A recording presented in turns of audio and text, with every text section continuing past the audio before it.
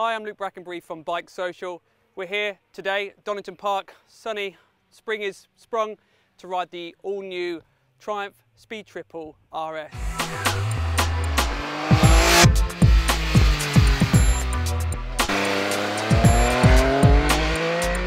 What's the same for the old bike? Pretty much just the name. Triumph have completely redeveloped this bike. They've listened to the feedback from their customers. They said, we want more performance, more sporty ability, take it to the max. That's what they've done.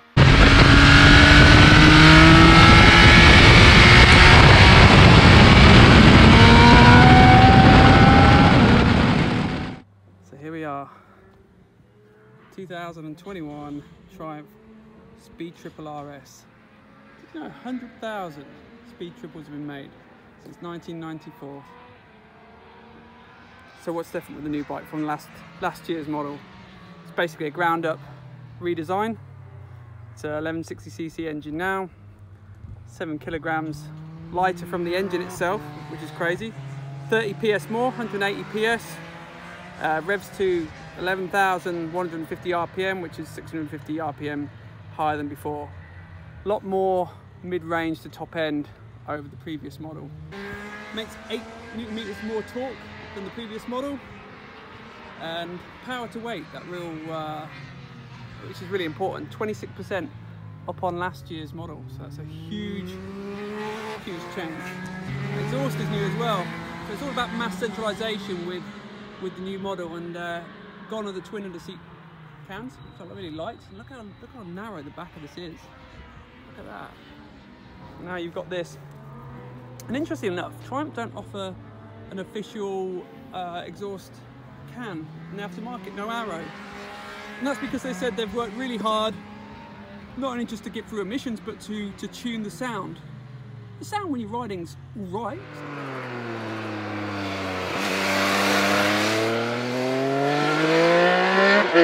It's not like a streetfighter V4 that sounds epic and then it has that little valve that, you know, quietens everything off when you want to bumble through a town.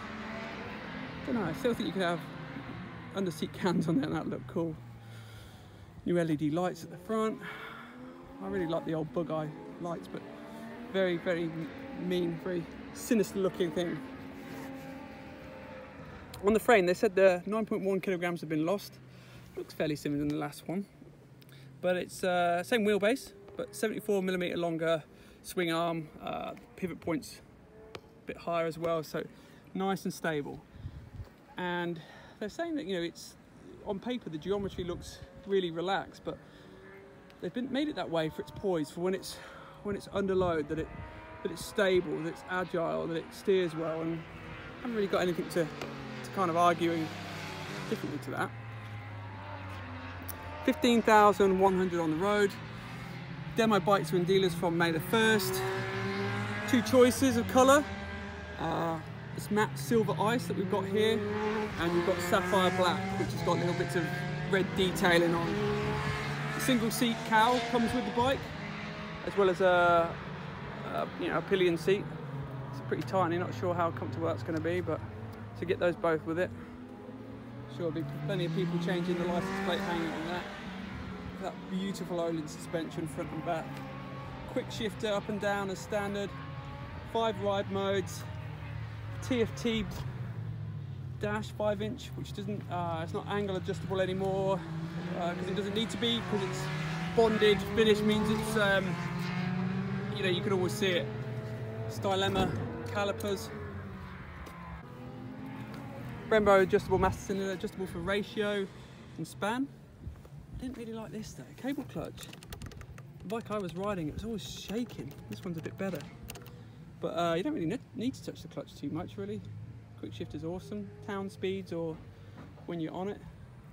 Looks better with the fly screen, which is one of the 35 official accessories you can get for this.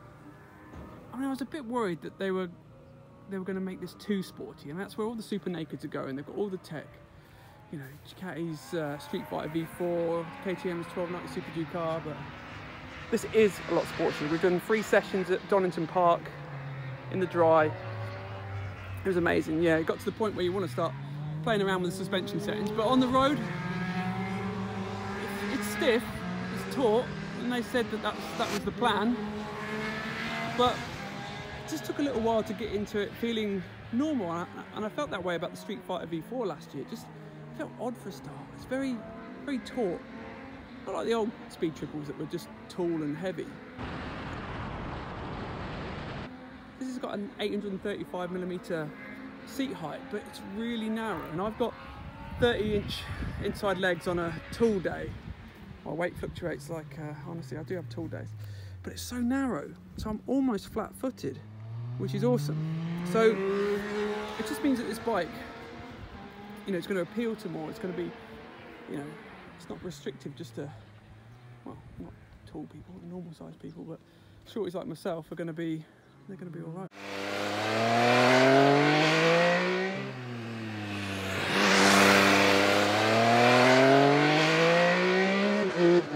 I was a little bit worried that Triumph would have made this too sports orientated. You know, they've got the RS badge on it, all the spec sheet, all the talk today, very sports focused, but it hasn't done that. You get on the bike and it's noticeably more aggressive, lower bars, it feels more taut, it feels firmer, but once you get into it, it feels very much like a speed triple. The highlight though has got to be that engine.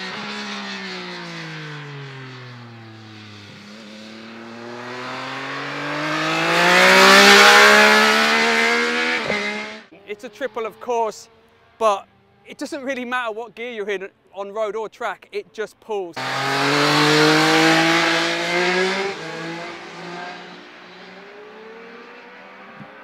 It's the top end or mid-range to the top end is crazy. They've thrown everything at this bike. In terms of technology, you've got cornering ABS, cornering traction control, 5 different ride modes. Really easy to work through the ride modes. 5-inch TFT display. You can see it in all lights like this, sort of sun's coming down now to brilliant light. What a machine. I'm kind of a bit lost for words, really. I didn't know what to expect, really. I was really worried that they would have taken this too far away from being the plush road bike that it was. The 1050, you know, was a great machine, and I thought it's going to go too race orientated. That's where all the sporty nakeds are going, very racetrack focused, but it's at home on the road as it is on the track. I'd want to play around with this fully adjustable suspension, the O-lins on it to get it set up for me. I'm not a very heavy guy. It feels very firm to me, but you know, as hard as we were going on the road, which was fairly legal, and as hard as we're going on track, yeah, I want to play with it a little bit. But the funny thing is that, you know, the Speed Triple's been around since 1994, 100,000 bikes produced. You know, this is an iconic bike for the manufacturer. It's been in films, you know, Mission Impossible. It's been, you know, it's a real solid seller for Triumph. But now they wanted to get the characteristic from the Street Triple. It's strange, you know, you've got the little brother that was, you know, and is an amazing bike. Triumph wanted to have that lithe, precision, accurate character of the Street Triple, but with the punch of the Speed Triple, and they've done it. It's an amazing machine. It's going to be in dealers from May the 1st for demo bikes. You've got to get a demo on one of these things. It's the engine, the noise, the pull. Yeah, I'm a little bit in love. Although I would like the bug-eyed. I still love the round headlights, but that's a small gripe. I don't think they do it in LED, but yeah, what a machine.